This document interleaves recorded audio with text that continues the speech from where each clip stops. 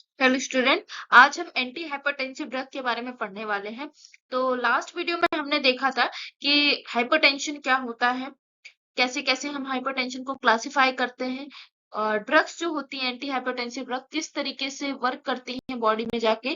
फिर कौन कौन सी ड्रग्स जो होती हैं वो क्लासिफाई होती हैं हमारे एंटी हाइपरटेंसिव ड्रग में।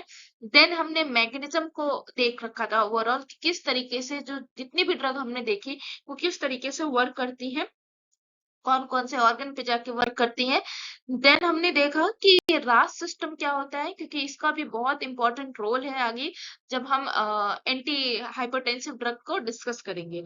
सो आज हम सबसे पहले कौन सी ड्रग एसीई इनहिबिटर्स को पढ़ने वाले हैं। एसीई का फुल फॉर्म क्या होता है? एंजियोटेंसिन कन्वर्टिंग एंजाइम, यानी ऐसा एंजाइम जो एंजियोटेंसिन को कन्वर्ट करता है। अब एंजियोटेंसिन जो होता है हमारे दो फॉर्म में प्रेजेंट होते हैं बॉडी में, एक फर्स्ट और सेकंड।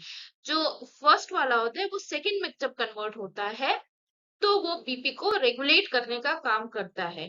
बीपी जो फॉल बीपी होती है, या आप कह सकते हैं बीपी को मेंटेन करने का काम करता है। राइट। आप कैसे मेंटेन करता है, या फिर आप कहें कि किस तरीके से फर्स्ट सेकंड में कन्वर्ट होता है, तो ये एंजाइम इस एंजाइम की हेल्प से होता है, यानी एंजियोटेंसिन कन्वर्टिंग एंजाइम की हेल्प से होता है। अब ऐसे पेशेंट जिनमें ऑलरेडी बीपी बढ़ी हुई होती है, मतलब उनका बीपी ऑलरेडी हाई होता है, उस पेशेंट में हमें क्या करना होता है? इस एंजाइम को रोकना होता है, क्योंकि इस एंजाइम का काम क्या है? एंजियोटेंसिन फर्स्ट को सेकंड में कन्वर्ट करना, और सेकंड का काम क्या है? बीपी को बढ़ाना, बीपी को मेंटेन करना। तो हम अगर इस इनिशियली इसको रोक देंगे तो फर्स्ट सेकंड में एंजियोटेंसिन फर्स्ट सेकंड में कन्वर्ट नहीं होगा, और सेकंड में नहीं कन्वर्ट होगा तो एंजियोटेंसिन सेकंड बनेगा नहीं, तो फिर बीपी आगे पेशेंट में रेज नहीं होगी, बढ़ेगी नहीं, anti hypertensive sorry hypertensive effect नहीं आएगा पेशेंट में। राइट। तो उसको रोकने के लिए, मतलब इस एंजाइम को रोकने के लिए हम इसका ब्लॉकर देते हैं, यानी इनहिबिटर देते हैं। इसी को हम बोलते हैं एंजियोटेंसिन कन्वर्टिंग एंजाइम इनहिबिटर, यानी एसीई इनहिबिटर। राइट। इसमें कुछ ड्रग्स हैं जो मैंने यहाँ पे मेंशन कर रखी है, कैप्टोप्रिल, एनालाप्रिल, लिस्नोप्रिल, ये सारी ही क्या करेंगी?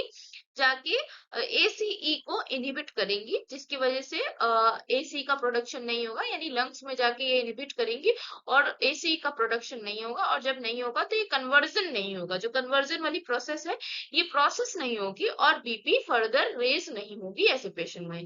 राइट। देन है मैकेनिज्म। मैकेनिज्म को ऑलरेडी हम लोग पढ़ चुके हैं लास्ट वीडियो में, जिसने नहीं देखा है वो विजिट कर सकता है, जिसमें हमने पूरे अच्छे से मैकेनिज्म को देखा था कि किस तरीके से एंजियोटेंसिन निकल रहा था और कैसे ये ड्रग उसको ब्लॉक कर रही थी। फिर भी मैं यहाँ पे थोड़ा शॉर्ट में डिस्कस कर लेती हूँ कि ये क्या करता है। एंजियोटेंसिन कन्वर्टिंग जो एंजाइम होता है, ये ड्रग उसको जाके क्या करती है? डायरेक्टली ब्लॉक करने का काम करती है, यानी उसको रोकने का काम करती है। जैसे ही इसको ये रोकेगी, जैसे पेशेंट ने लिया, ये जाके इनहिबिट करेगी किसको? एंजियोटेंसिन कन्वर्टिंग एंजाइम को इनहिबिट करेगी, और इनहिबिट करने के बाद जो कन्वर्जन की प्रोसेस है, आगे का जो फर्दर प्रोसेस है वो प्रोसेस नहीं होगा और बीपी नहीं बढ़ेगी। राइट। उसके बाद हम इंडिकेशन डिस्कस कर लेते हैं। इंडिकेशन में सबसे पहला जो इंडिकेशन है, ऑब्वियसली इसका पहला इंडिकेशन हाइपरटेंशन होने वाला है, क्योंकि ये हम किसके लिए दे रहे हैं? हाइपरटेंशन को रिड्यूस करने के लिए दे रहे हैं। ये ड्रग कौन सी है? एंटी हाइपरटेंसिव ड्रग है, तो इसका मेन इंडिकेशन हमारा हाइपरटेंशन है। देन दूसरा है हमारा हार्ट फेल्योर। हार्ट फेल्योर में हम क्यों देते हैं? क्योंकि ये कार्डियक ओवरलोड को कम करता है, इसलिए हम हार्ट फेल्योर में देते हैं। ऐसे पेशेंट जो कार्डियक पेशेंट होते हैं, और इसमें उस कंडीशन में हम क्या करते हैं? ये दवा क्या करती है? कार्डियक जो लोड होता है उसको रिड्यूस करने का काम करती है, यानी बेसिकली जो हार्ट का फंक्शन है, जो उस पर ओवरलोड हो रहा है, उस ओवरलोड को रिड्यूस करने का काम करती है। इसलिए हम इसको हार्ट फेल्योर में भी दे सकते हैं। Then gout. गाउट में हम क्यों देते हैं? गाउट में इसलिए देते हैं कि ये यूरिकोस्यूरिया करता है, यानी यूरिक एसिड को यूरिन के थ्रू ये बॉडी से एक्सक्रीट आउट करने का काम करता है। और आपको पता है गाउट में यूरिक एसिड का जो एक्युमुलेशन हो जाता है जॉइंट्स में, वो ज्यादा हो जाता है, जिसकी वजह से पेशेंट को अदर प्रॉब्लम्स देखने को फेस करने को मिलती है। इसलिए ये गाउट में भी इसका इंडिकेशन होता है। यूरिक एसिड को बेसिकली क्या करता है? यूरिन के रास्ते बाहर कर देता है। ठीक, तो यूरिक एसिड का लेवल कम, तो गाउट की प्रॉब्लम भी रिजॉल्व हो जाती है। Then diabetic neuropathy. Diabetic neuropathy में इसलिए देते हैं कि ये वेसोडाइलेटरी इफेक्ट करता है, और उसमें जो उसकी प्रॉब्लम है डायबिटिक न्यूरोपैथी को, उसको रिजॉल्व करता है। देन कॉन्ट्राइंडिकेशन, कॉन्ट्राइंडिकेशन मीन्स ऐसी कौन सी कंडीशन है जिसमें हम ये मेडिसिन हम नहीं दे सकते हैं। तो सबसे पहला है बायलेटरल रीनल स्टेनोसिस।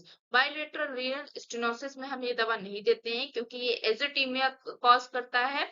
एफरेंट जो हमारी आर्टरियोल्स होते हैं उसका वेसोडाइलेशन करता है, जिसकी वजह से एजोटीमिया होता है, यानी जो भी यूरिन में जो कंटेंट, नाइट्रिक कंटेंट होते हैं, उनका लेवल जो होता है ये बढ़ा देता है, राइट। इसलिए बायलेटरल लेटरल रीनल स्टेनोसिस में या रीनल स्टेनोसिस में इसको हम कॉन्ट्राइंडिकेटेड मानते हैं। देन प्रेगनेंसी, प्रेगनेंसी में भी हम इसको नहीं देते हैं। क्यों नहीं देते हैं इसको प्रेगनेंसी में? क्योंकि ये फीटल ग्रोथ रिटार्डेशन करता है। फीटोटॉक्सिक ड्रग हम इसको बोल सकते हैं कि ये जो फीटल जो लाइफ है या फीटल जब प्रेगनेंसी के दौरान जो फीटल लाइफ होती है उस टाइम पे ये लाइफ थ्रेटनिंग भी हो सकता है फीटस के लिए। क्लियर? क्योंकि ये क्या करता है, प्लेसेंटल बैरियर को क्रॉस कर जाता है, right. Then severe renal failure, renal failure भी कॉज करेगा। क्यों कॉज करेगा? हम दवा दे रहे हैं हाइपरटेंशन को रिड्यूस करने के लिए, ठीक। अब यहाँ पे क्या होगा, बीपी कम होगी, और बीपी कम होगी तो क्या होगा, जो हमारा कार्डिक आउटपुट का 25% जो होता है हमारे किडनीज को जाता है। अब किडनी को क्या होगा कि जो ब्लड है वो कम पहुंचेगा, कम पहुंचेगा तो फिर क्या होगा, टिश्यू परफ्यूजन कम होगा, जिसकी वजह से टिश्यू डैमेज होने लगेगा, नेक्रोसिस होने लगेगा, और रीनल टिश्यू डैमेज की वजह से रीनल फेल्योर की कंडीशन अराइज हो जाएगी पेशेंट में, ठीक। देन है ऐसे पेशेंट जिसमें ऑलरेडी डायरेटिक थेरेपी चल रही है, उनमें हमें कॉशन है, कॉशन की जरूरत है, यानी उनमें हमें ये दवा नहीं देनी है। लेकिन अगर देते हैं तो बहुत ज्यादा हमें क्या करना है, क्लोज मॉनिटरिंग करनी है, क्योंकि हम क्या कर रहे हैं, डायरेटिक भी एंटी हाइपरटेंसिव ड्रग होती है, और ये किस कंडीशन में दी जाती है, एक्सेस फ्लूइड वॉल्यूम जब हो जाता है बॉडी के अंदर, तो उस कंडीशन में हम फ्लूइड वॉल्यूम को रिमूव करने के लिए देते हैं।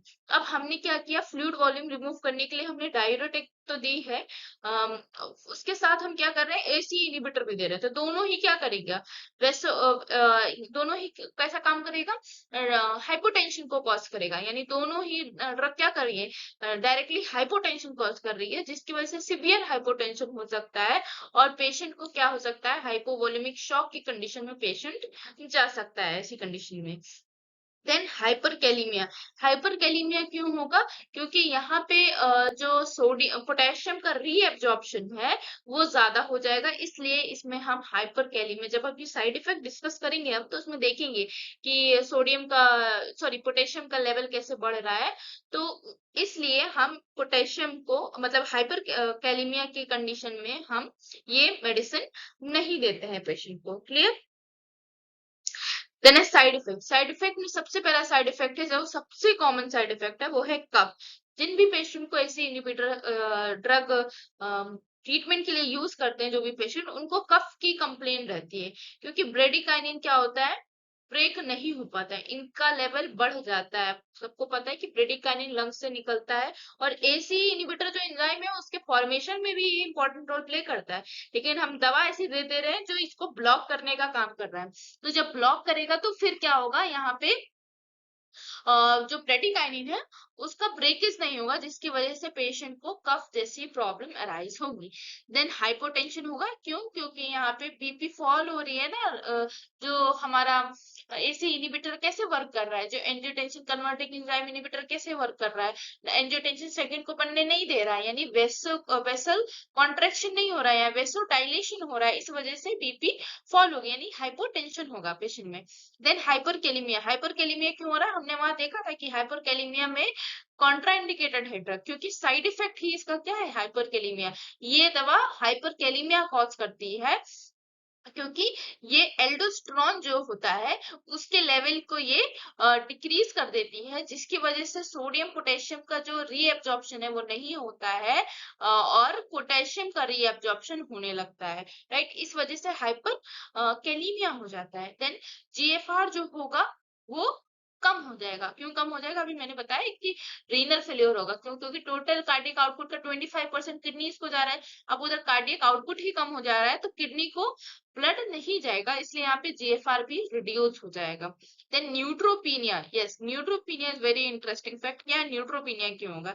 न्यूट्रोपीनिया आपको पता है न्यूट्रोफिल्स क्या होता है? डब्ल्यूबीसी होते हैं। तो जो एसीई इनहिबिटर्स होते हैं वो क्या करते हैं बेसिकली, एक एंजाइम का प्रोडक्शन करते हैं जो कि हमारे न्यूट्रोफिल्स के फॉर्मेशन में हेल्प करते हैं।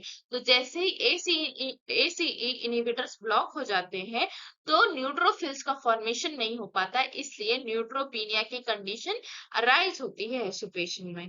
क्लियर? देन नर्सिंग कंसिडरेशन क्या होना चाहिए? जब भी पेशेंट को कोई भी एंटी हाइपरटेंसिव ड्रग चलती है तो ब्लड मॉनिटर हमेशा करते रहना चाहिए। ठीक है? उसके बाद क्या करना चाहिए?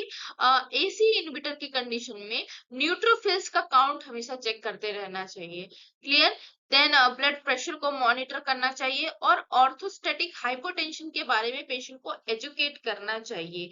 राइट? पोस्टुरल हाइपोटेंशन के बारे में भी एजुकेट करना चाहिए। देन रीनल स्टडी के लिए मतलब रीनल स्टडी को हमें देखना चाहिए, मतलब रीनल स्टडी करनी चाहिए, क्योंकि आपको पता है कि रीनल फेल्योर इसका साइड इफेक्ट है, कॉन्ट्रा इंडिकेशन है रीनल फेल्योर में, और साइड इफेक्ट भी होता है इसका रीनल फेल्योर कि अगर बहुत ज्यादा बीपी कम हो जाएगी तो रीनल फेल्योर कॉज हो जाएगा। देन पोटेशियम लेवल को हमेशा हमें चेक करते रहना चाहिए, और कोई भी एलर्जी हो रही है दवा से तो पेशेंट को इसके बारे में एजुकेट करना चाहिए, ताकि जो भी एलर्जिक रिएक्शन है उसको हम जल्दी से रिकॉग्नाइज कर पाए। जैसे पेशेंट को हम अगर एजुकेट करेंगे तो पेशेंट हमें उस चीज को बताएगा, ना कि इग्नोर करेगा ये सोच के कि मे बी ये किसी और चीज से हो रहा हो, या पेशेंट को पता ना चल पाए। इसलिए हम पेशेंट को उसके बारे में एजुकेट करेंगे, और ऐसी चीज को हम खुद भी क्लोज मॉनिटरिंग के साथ उस चीज को मॉनिटर करेंगे पेशेंट के बॉडी पे अगर कोई चेंजेस आ रहा है। तो ये था हमारा ओवरऑल किसके बारे में, एसीई इनहिबिटर्स के बारे में। इस वीडियो को देखने से पहले मैं रिकमेंड करूंगी कि आप मेरा first part anti hypertensive drug का देखें, ताकि आपको पूरी पिक्चर क्लियर हो जाए कि हम किस चीज के बारे में पढ़ रहे हैं और किस तरीके से वर्क कर रही है, क्योंकि जितना भी मैकेनिज्म है मैंने फर्स्ट पार्ट में ही डिस्कस कर लिया है।